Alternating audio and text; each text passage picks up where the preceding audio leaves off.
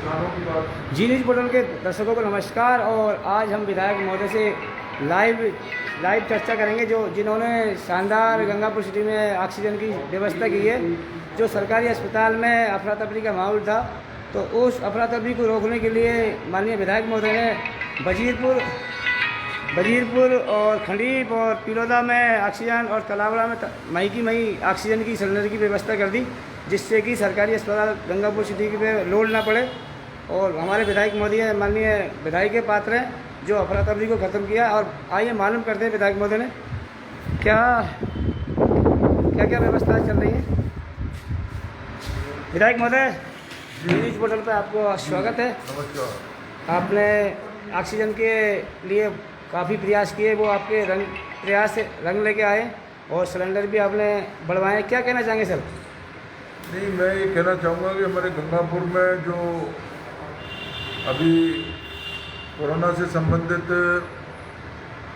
जो स्थिति है उसमें बहुत ज़्यादा सुधार हुआ है और बहुत मारामारी ऑक्सीजन को लेकर के हो रही थी। तो ऑक्सीजन की जो कमी थी उस कमी को हमने पूरा करने की कोशिश की है। मैंने कल प्रभारी मंत्री जी से और हमारे संभागीय आयुक्त भरतपुर से बात करके और 50 सिलेंडरों की अतिरिक्त व्यवस्था करवाई है। और अलवर और भरतपुर दोनों जगह से अब ऑक्सीजन की सप्लाई गंगापुर को रेगुलर रहेगी। इससे मुझे पूरा भरोसा है कि अब ऑक्सीजन की किल्लत बिल्कुल ख़त्म हो जाएगी। रेमडेसिविर इंजेक्शनों का उनके लिए भी लगातार मॉनिटरिंग करके और ज़रूरतमंद व्यक्ति को उसको तत्काल ये इंजेक्शन उपलब्ध हो, इसकी भी व्यवस्था सुनिश्चित कर दी गई है। पूरा प्रशासन और हमारे एडीएम साहब इस मुद्दे को लेकर के और पूरी तरीके से सजग हैं। और मुझे उम्मीद है कि अब धीरे धीरे ये गंगापुर में व्यवस्थाओं में तेज़ी से सुधार हुआ है। विधायक महोदय, एक पानी की समस्या के लिए आपने मीटिंग भी ली प्रशासनिक अधिकारियों की और काफ़ी लताड़ भी लगाई अधिकारियों को पानी की समस्या के लिए। और क्या कहना चाहेंगे सर पानी की समस्या के बारे में? देखो, पानी की समस्या जोशी जी ऐसा है कि हम लोग पूरी तरीके से डिपेंड हो गए चंबल के पानी पर। और चंबल की हमारी SPML कंपनी ने जो टेम्परेरी व्यवस्था की, वो टेम्परेरी व्यवस्था उसी का दुष्परिणाम है कि आज हम लोग गंगापुर में पुनः पानी के संकट में फंस गए। बीजेपी के लोग जो बिल्कुल वाहियात बातें कर रहे हैं, इस कोरोना के टाइम में, संकट के टाइम में भी धरना प्रदर्शन की बात कर रहे हैं। उन लोगों ने ही स्थिति बिगाड़ने के लिए पहले काम किया। जो चंबल का पानी आया ही नहीं, इंफ्रास्ट्रक्चर पूरा हुआ ही नहीं, इंटेक वेल का काम अधूरा पड़ा हुआ था, पंप हाउस का काम अधूरा पड़ा था, फिल्टर प्लांट चालू नहीं हुआ और वहाँ एरो ब्रिज जो बनना था वो नहीं हुआ। और ऐसे पाइपलाइन डाल करके काम चालू किया। अब नतीजा ये हुआ कि वो जो टेम्परेरी व्यवस्था थी वो ख़राब हो गई। हम लोगों ने बिल्कुल परमानेंट व्यवस्था के लिए मैं लगातार सजग हूँ और प्रयासरत हूँ। हम लोगों ने वहाँ पर इंटेक वेल का काम चालू करवा दिया है। और अब दिक्कत ये हो रही है कि इंटेक वेल बहुत ऊंचा चढ़ गया और क्रेन भी उसको जो है काम नहीं आ रही है। तो वहाँ जो पंप अंदर लगा हुआ वो पंप खराब हुआ है, उसको हम जल्दी से जल्दी ठीक करा रहे हैं। क्रेन से भी वो पंप नहीं निकल रहा क्योंकि इंटेक वेल का काम बहुत ऊंचाई तक हो गया। इसलिए मेरे गंगापुर निवासियों से मेरी अपील है कि आप थोड़ा धैर्य रखें। मैं बिल्कुल परमानेंट व्यवस्था, पक्की व्यवस्था, जिससे 10, 20, 50 साल तक गंगापुर को पानी की दिक्कत नहीं हो, मैं बेहद इसमें प्रयासरत हूँ। हर सूरत में गंगापुर को हम चंबल का पानी पूर्ण रूपेण उपलब्ध कराएंगे, ये हमारा वादा है।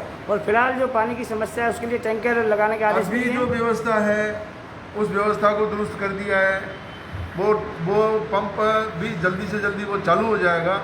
और उसमें अगर टाइम लगेगा तो मैंने जलदाय विभाग के अधिकारियों को पहले भी लताड़ लगाई 4-5 दिन पहले, और शाम को ही मैंने निर्देशित किया है कि जब तक पंप चालू नहीं हो और व्यवस्था में व्यवधान आए तब तक टैंकरों की मीठे पानी की व्यवस्था गंगापुर में सुचारू रूप से चलनी चाहिए।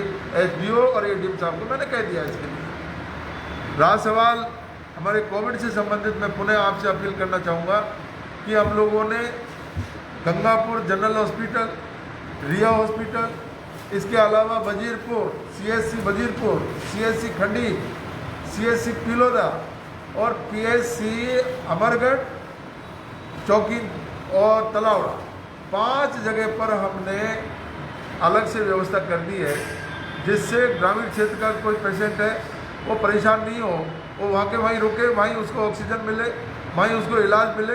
तो इससे हम लोगों को बहुत सुविधा मिली है। जो अफरा तफरी का माहौल था, वो अफरा तफरी का माहौल भी ख़त्म हुआ है, कम हुआ है। मेरे पुनः गंगापुर निवासियों से मेरी अपील है कि इस संकट की घड़ी में धैर्य रखें और घरों में रहें, कोविड गाइडलाइन का पालन करें।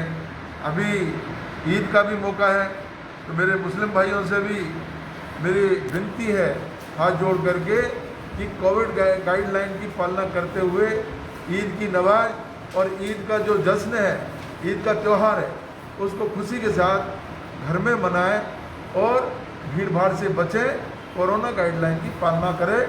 ईद की बहुत बहुत मेरी तरफ से बहुत बहुत मुबारक। इसी के साथ मैं सभी लोगों से पुनः ये कहना चाहूँगा कि हम लोगों को बहुत सावचेत रहने की ज़रूरत है।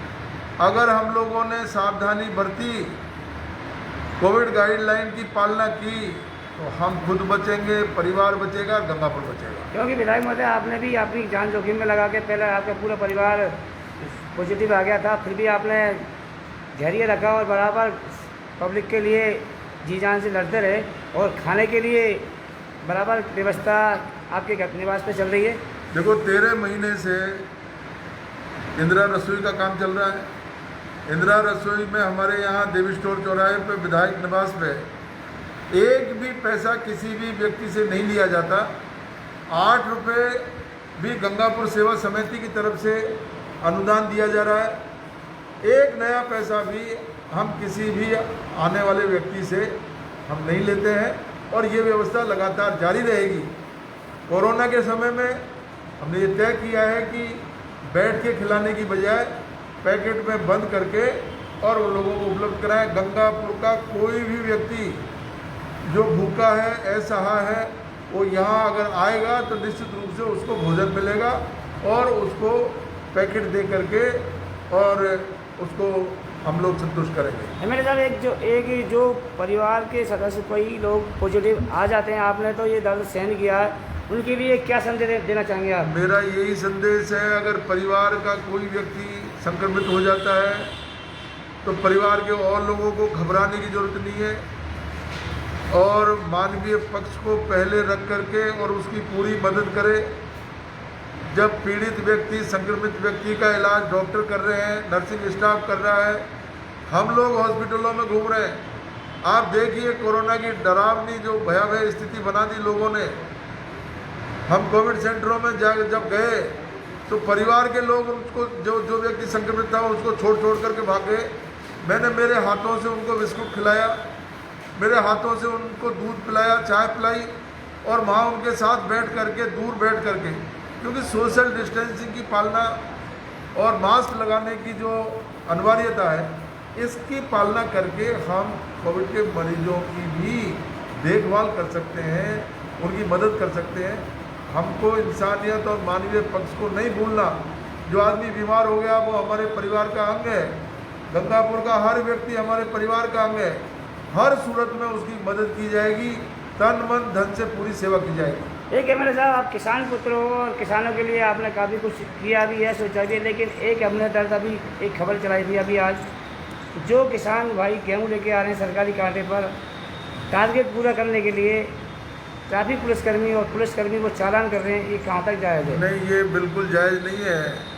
मैं जो अभी गाइडलाइन तय हुई है उसमें भी मंडियों को खोलने के लिए माननीय मुख्यमंत्री जी ने अलाउ किया हुआ है। बिल्कुल गेहूँ काटे सरकारी कांटे। मैं अभी हमारे पुलिस के अधिकारियों से, प्रशासन के अधिकारियों से अभी कहूँगा कि हमारे किसान भाई जो गेहूँ लेकर के यहाँ आए, फसल लेकर के आए, वो अगर कोरोना गाइडलाइन की पालना कर रहे हैं, सोशल डिस्टेंसिंग की पालना कर रहे हैं, मास्क लगा रखा है, तो उनको कोई भी व्यक्ति तंग नहीं करे, परेशान नहीं करे। एमएलए साहब, अभी एक किसान 4 कट्टे लेके आया था, वो टेम्पू में रख के लेके आया था, तो उनका ट्रैफिक वालों का कहना है कि ये ट्रैफिक उसमें अलाउ नहीं है, लोडिंग वाहन करके लेके आया था। 4 कट्टे किसान अगर किसान किसी भी रूप में अपना सामान लेकर के आता है, बिक्री के लिए मंडी में आता है, उसको किसी भी तरीके से नहीं रोका जाएगा। मैं प्रशासन से ये अभी मैं निर्देश जारी करूंगा। एक एमएलए साहब, जो छोटे दुकानदार हैं, ग्रामीण दुकानदार हैं, उनका सामान ख़त्म हो चुका है। जैसे ही वो ग्रामीण भाई दुकानदार अपना कोई सामान लेके जाते हैं तो उनका भी चालान काटा जा रहा है। ये गलत बात है।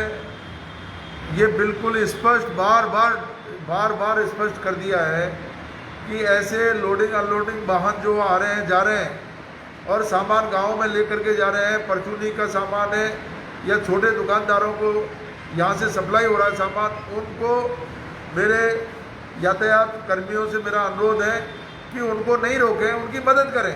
अगर हमने इनको रोका तो ग्रामीण क्षेत्र में वहाँ पर सारी व्यवस्था ठप हो जाएगी और लोगों को तो बहुत असुविधा हो जाएगी। ऐसे में इन वाहनों को बिल्कुल रोकने की जरूरत नहीं है। इस संबंध में मैं हमारे एडिशनल एसपी साहब से अभी बात करके एक एमएलए साहब समाधान निकालूंगा। एमएलए साहब, जो किसान भाई सब्जी मंडी की लीला मंडी में सब्जी लेके आता है ग्रामीण, उनके भी वाहनों के चालान काटे जा रहे हैं। नहीं, ये बिल्कुल क्लियर कट है। ये सब चीज़ें क्लियर हो चुकी है और इसमें अगर कोई रोक रहा है तो वो गलत रोक रहे हैं या उनको दिशा निर्देश स्पष्ट नहीं है, तो इसके लिए अलग से दिशा निर्देश जारी करने के लिए एडिशनल एसपी साहब से बात मैं आपसे निवेदन करना चाहूँगा। मैंने जब उनसे बात की ट्रैफिक कर्मचारी अधिकारियों से, तो उन्होंने की कि हमें सरकार ने टारगेट दे रखा है, तो मैंने टारगेट देने के लिए किसानों की क्यों ऐसी नहीं, गलत बात है। टारगेट किस बात का टारगेट दिया हुआ है? टारगेट इस बात का दिया है कि लोगों को कोरोना के टाइम में परेशान करें। ऐसे लोग जो जाति करेंगे, जाति करते हुए मिले, उनके खिलाफ सख्त कार्रवाई की जाएगी। देख रहे दोस्तों, एमएलए साहब ने बराबर क्लियर कर दिया किसान भाइयों के लिए, बराबर आप कोई भी पुलिसकर्मी आपका चालान नहीं करेगा जो किसान भाई अपना जीन्स लेके आ रहा है, अनाज लेके आ रहा है, क्योंकि सरकारी कांटा बराबर खुला हुआ है और सब्जी मंडी नीलाम मंडी खुली हुई है। तो अगर कोई किसान लेके आएगा तो कोई सर पर थोड़ी लेके आएगा, कोई किसी वाहन में लेके आएगा वो। बिल्कुल। तो इसलिए विधायक महोदय से हमारा निवेदन रहा, विधायक महोदय ने आश्वासन भी किया जी पोर्टल के माध्यम से लोगों को बराबर आपका किसानों को कोई। अच्छा, इसके साथ साथ मैं एक बात और कहना चाहूँगा। इसमें आप देखिए हमारे ग्रामीण क्षेत्र में और शहरी क्षेत्र में, जो शहरी क्षेत्र में भी गंगापुर सेवा समिति ने बहुत बढ़ चढ़ करके हिस्सा लिया है।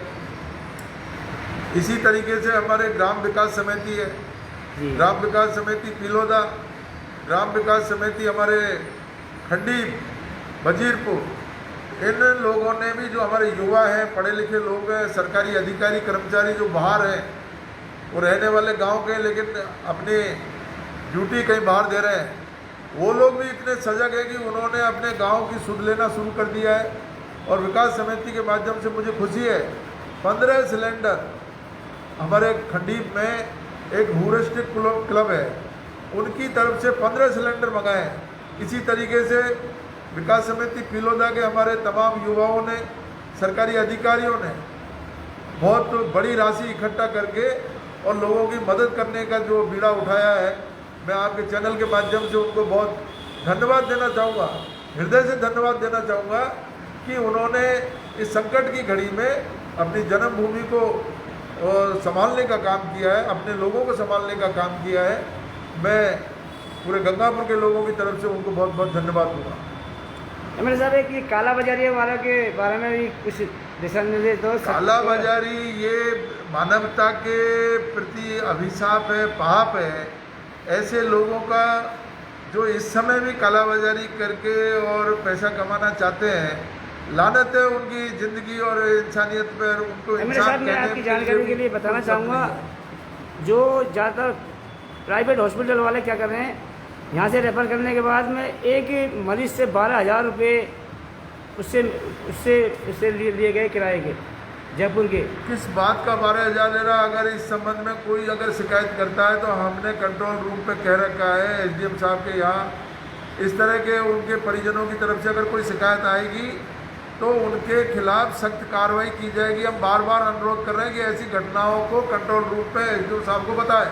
और यह 181 पे कंप्लेंट कर सकते हैं? बिल्कुल कर सकते हैं, 181 में कर सकते हैं, एसडीएम साहब के यहाँ कर सकते हैं, एडीएम साहब के यहाँ कर सकते हैं। जगह कंट्रोल रूम में जाकर के लिखित में या टेलीफोन पे अपनी शिकायत दर्ज कराए। अगर इस तरह की कोई परेशानी है तो उसको तत्काल दूर किया जाएगा।